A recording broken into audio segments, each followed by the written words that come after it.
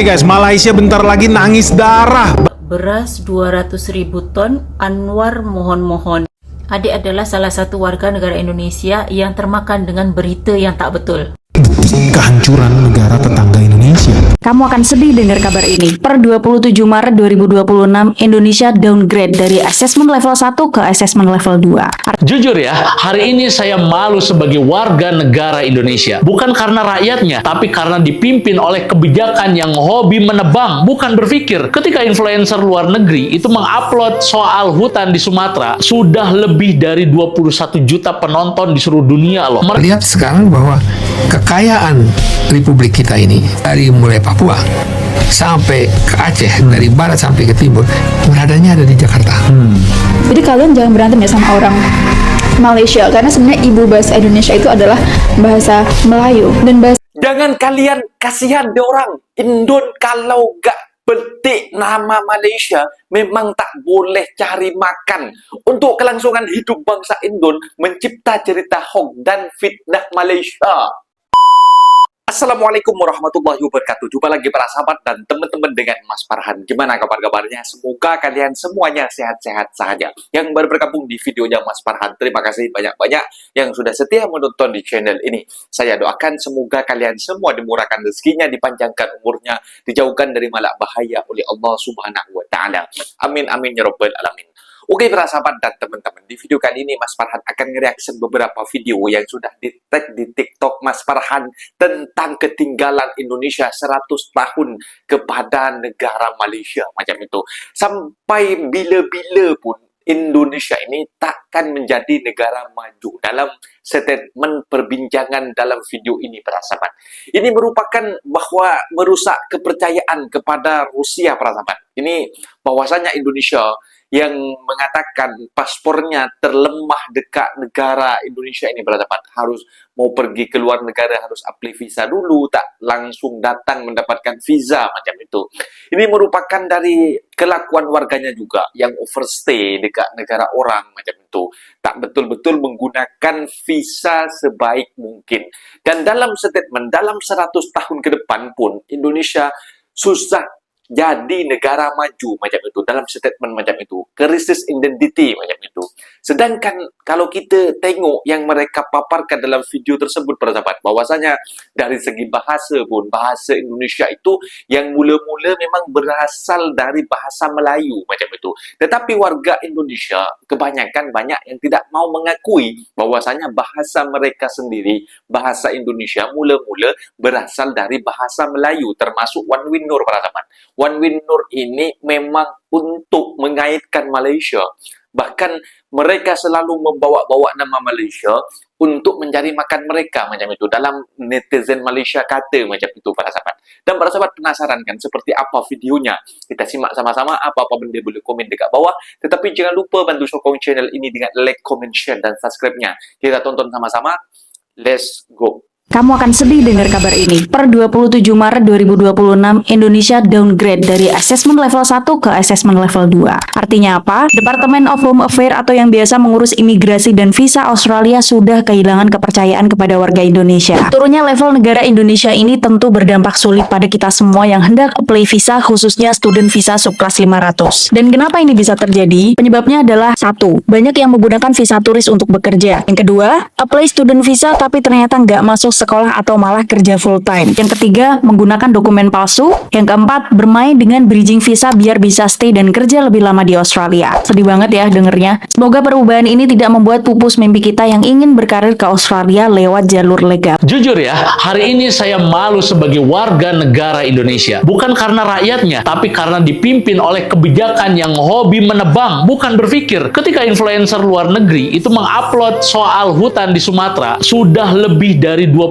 juta penonton di seluruh dunia loh. Mereka pasti mengecam kerusakan itu. Ya, karena sekarang dunia hidup dalam satu semangat, yaitu One Earth. Gerakan global yang percaya bahwa bumi itu satu. Kerusakan di Sumatera itu dampaknya ke iklim dunia dan bisa berdampak pada manusia di belahan dunia yang lain. Ini bukan isu lokal. Ini tanggung jawab peradaban. Warga dunia itu mulai marah. Sementara pemerintah kita ini seolah santai-santai aja. Pertanyaannya sekarang menurut kamu nih, kita masih punya alasan untuk bangga? Atau justru kita harus mulai marah bareng-bareng? Tulis pendapatmu di kolom komentar. Banyak yang salah paham sama IQ orang Indonesia. Indonesia masuk ke peringkat 131 dari 142 negara buat rata-rata IQ. Tapi sebelum kalian langsung panik, ceritanya nggak sesimpel itu. Angka IQ Indonesia yang sering viral itu di angka 78. Padahal data terbaru tahun 2026 nunjukin rata-rata IQ Indonesia di 89,96.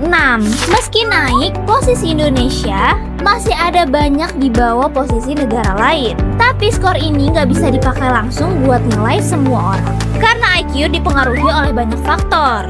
Kayak kualitas pendidikan, gizi waktu kecil, lingkungan rumah, kondisi ekonomi, sampai akses internet dan teknologi.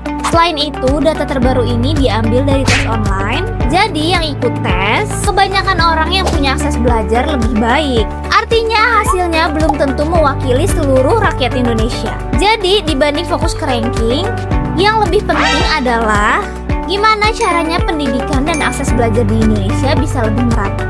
Kalau menurut kalian, pintar itu cuma soal IQ atau ada hal lain? Coba komen di bawah ya. Kalau misalkan kalian notice, bahasa Indonesia itu belum lama di Indonesia, umurnya tuh belum sampai 100 tahun atau bahkan ribuan tahun. Berbeda dengan bahasa Inggris dan bahasa-bahasa yang lain. Karena the origin of bahasa Indonesia itu sebenarnya dari bahasa Malay. Jadi kalian jangan berantem ya sama orang Malaysia, karena sebenarnya ibu bahasa Indonesia itu adalah bahasa Melayu, dan bahasa Indonesia itu baru disahkan sebagai bahasa resmi itu sekitar tahun 1920-an kalau nggak salah, waktu Sumpah Pemuda. Oke, jadi dari segi linguistics, bahasa Indonesia itu bukan origin from tanah Jawa atau dari Nusantara ini, karena bahasa Indonesia itu adalah bahasa yang baru. Jadi kalau misalkan kalian mau mengakses ilmu sastra di abad 14, 15, 16, 17, itu nggak ada sastra Indonesia di abad itu.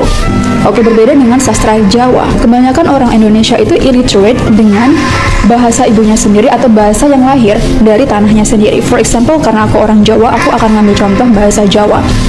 Sebenarnya misal orang Jawa itu bisa berbahasa Jawa, but they are still illiterate. Mereka masih buta huruf. Mereka nggak tahu cara membaca aksara Jawa. Mereka tidak tahu sastra Jawa itu apa. Mereka tidak tahu ilmu-ilmu leluhur yang ditulis dalam aksara Jawa itu apa. Jadi saat kita ingin mengakses bahasa Jawa atau saat kita ingin mengakses ilmu yang diturunkan dari leluhur itu nggak bisa.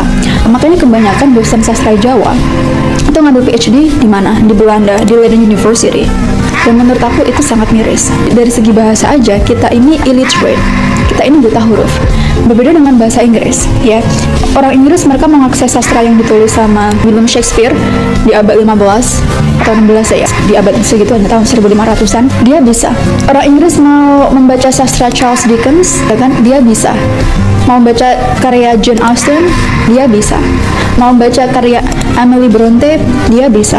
Terus kemudian orang Israel dia mau mengakses karya sastra dari leluhurnya yang berbahasa Ibrani, dia bisa. Makanya suatu negara yang preserving bahasa origin leluhurnya, itu kemungkinan besar dia bisa long last. Karena mereka bisa mengakses ilmu yang ditulis dari leluhurnya. Oke, jadi itu perlu digarisbawahi secara sastra, secara literasi. Ya memang negara ini dibuat bodoh, gitu ya, dibuat illiterate, dibuat lupa akan jati dirinya. Karena bahasa itu adalah jati diri suatu bangsa. Tes atau di dunia pendidikan, karena memang background keluargaku itu akademis, jadi nenekku itu dia kepala sekolah di masa-masa penjajahan Belanda Jepang dulunya. Jadi aku tahu realitas pendidikan di Indonesia itu kayak apa, dan menurut aku Indonesia itu tidak akan pernah bisa menjadi negara maju. Aku akan ngasih kalian pencerahan di sini. Education di Indonesia itu sangat bobrok, korupsinya tinggi, banyak dosen-dosen yang dia itu pakai joki. Aku tahu kan pakai joki. Jadi kalau misalkan di TV-TV itu ada orang yang bilang, wah ini expert, ini PhD di bidang ini. Bullshit, Anda pakai joki. Anda aja tes TOEFL pakai joki. Anda aja masuk BUMN pakai joki. Gak usah lah sosok bawa degree ini. Banyak loh yang pakai joki. Padahal title-nya profesor, padahal title-nya dosen. Guys, Malaysia bentar lagi nangis darah. Bantuan Anda sangat dirasakan.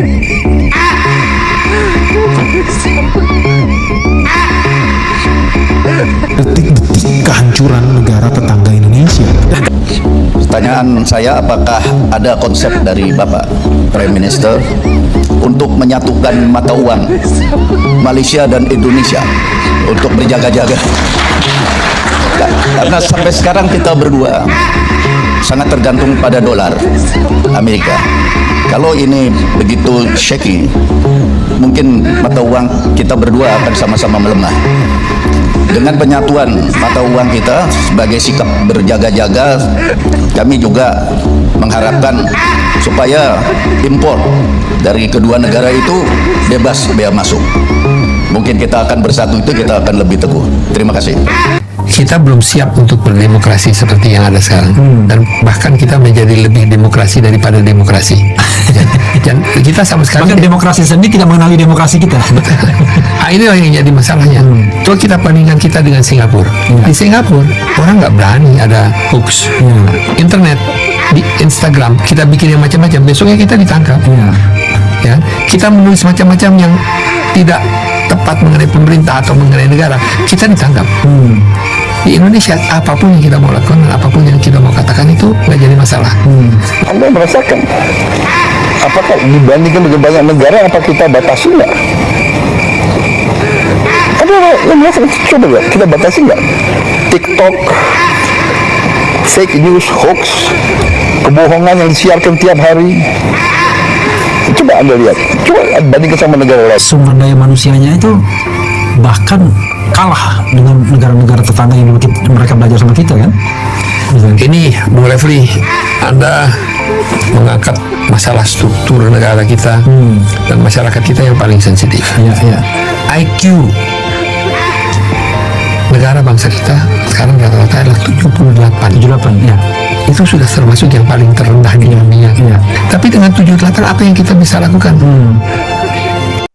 Pak Prabowo sebetulnya sudah punya kekhawatiran yang sama. Sebetulnya tinggal di-trigger saja ini. Bahwa beberapa tahun sebelumnya, dalam salah satu statement Pak Prabowo ketika dia baca salah satu novel terkenal di dunia itu, Godspeed itu kan, yang itu adalah bagian dari analisis intelijen Amerika, kan tahun 2030, kalau Indonesia nggak ditata kelola dengan baik, ini bubar dengan sendirinya. Saya pikir itu yang membuat pembahasan tentang Pancasila ini menjadi sesuatu yang sangat penting, lebih penting dari pembangunan infrastruktur, pembangunan yang bermegah-megah itu. Minyak naik 5 kali ganda, beras 200.000 ton, Anwar mohon-mohon. Adik adalah salah satu warga negara Indonesia yang termakan dengan berita yang tak betul. Iya, minyak di Malaysia memang mengalami kenaikan, tapi yang bersubsidi kan tidak naik. It's the same thing seperti apa yang dilakukan oleh pemerintahan Indonesia hari ini. Pemerintahan Malaysia atau kerajaan Malaysia sudah diterapkan awal bulan ini. Kenapa semua negara melakukan benda itu? Karena memang keadaan dunia ini tak menentu. Tengah perang, minyak langka. Kalau tak buat macam tu, APBN atau anggaran negara jebol. Satu lagi masalah beras ya, di Malaysia ini ada regulasinya dik. Nak mengimpor, nak mengekspor beras tu ada regulasinya. Tidak duduk PM-nya yang buat sendiri, tidak. Ada regulasi, kerajaan ada polisi, Bernas sebagai pelaksana. Memang benar ada permintaan beras sebanyak 200.000 ton dari Malaysia. Perkara ini disampaikan oleh pihak Perum Bulog, tetapi tahu tak status dia apa? Masih dalam tahap perbincangan atau penjajakan, belum final. Nah, itu dia para sahabat dan teman-teman video yang sudah kita simak, bahwasannya Indonesia masih krisis identiti macam itu, dan dikatakan dalam konten kreator tersebut para sahabat. Kalau dekat Indonesia nak sombong, masuk ke universiti, masuk dalam bidang pekerjaan, masih membutuhkan joki. Yang dimaksudkan joki itu para sahabat, orang dalam. Itu sudah biasa kalau dekat Indonesia. Kalau tak ada orang dalam, kita nak masuk universiti pun, melakukan tes pun, kita ini IQ kan kita termasuk paling terbawah para sahabat, 78 macam itu. Jadi kita ini membutuhkan joki orang dalam. Kita harus bayar kepada orang dalam tersebut. Mereka meluluskan semua ujian kita, dan seperti halnya kita boleh lulus masuk ke universiti macam itu. Dan juga dalam sistem bekerja. Kalau kita nak cari kerja, kalau kita tak ada orang dalam macam itu, kita susah nak cari dapatkan kerja macam itu para sahabat. Tetapi kalau kita ada orang dalam, ada sepupu atau saudara mara yang ada dalam company tersebut, kita senang. Ada lowongan langsung dibagi dengan kita macam itu. Itulah susahnya yang dikatakan dalam perempuan tersebut. Indonesia dalam 100 tahun pun susah nak menjadi negara maju macam itu. Buktinya dalam visa dalam Australia macam itu, bersahabat. Disalahgunakan visa yang di-apply untuk menjadi student ke university yang ada di Australia, yang memang orang-orang Indonesia yang cemerlang macam itu, yang cerdas nak melanjutkan ke universiti di Australia, bersahabat. Dan ada segelintir oknum yang menggunakan visa tersebut, malah overstay dekat sana, bekerja full time macam itu, tidak melaksanakan kegiatan student ataupun university dekat sana, bersahabat. Makanya downgrade macam itu, level kepercayaan pihak dubes Australia, bersahabat, ini menurun macam itu. Makanya diturunkan peringkat tersebut, akan susah untuk apply visa bagi betul-betul pelajar yang nak melanjutkan universiti dekat Australia tersebut macam itu, para sahabat. Ini sedangkan kalau dekat Malaysia, para sahabat, ini tentang tata kelola ekonomi yang yang dianut kerajaan Malaysia ini memang bagus macam itu. Dan kemarin kan pasal minyak ini dekat Malaysia yang non subsidi memang sudah dinaikkan, yang subsidi tetap harga yang sama, hanya dikurangkan pembeliannya berapa liter macam itu. Yang dulunya dikasih 300 liter, dikasihlah 200 liter macam itu, dikurangkan. Dan Indonesia soal tidak mau menaikkan, akan boncos keuangan APBN, keuangan negara Indonesia. Dan sekarang sudah ikut follow, mulai tanggal 18 kemarin, bersahabat, sudah dinaikkan yang non subsidi menjadi harga yang sudah ditetapkan dengan dengan harga minyak dunia yang sekarang ini, bersahabat. Dan baguslah kalau macam itu, yang subsidi tetap berpihak kepada warga yang tidak mampu macam itu, bersahabat. Kalau memang tidak malu untuk mencontoh, Indonesia boleh maju. Kalau tidak malu untuk mencontoh seperti hal yang dilakukan negara Malaysia macam itu, para sahabat. Mungkin videonya sampai di sini, para sahabat, dan teman-teman, apabila ada kata benda yang silap, Mas Farhan minta maaf sebesar-besarnya. Mohon dibenarkan di kolom komentar. Assalamualaikum warahmatullahi wabarakatuh.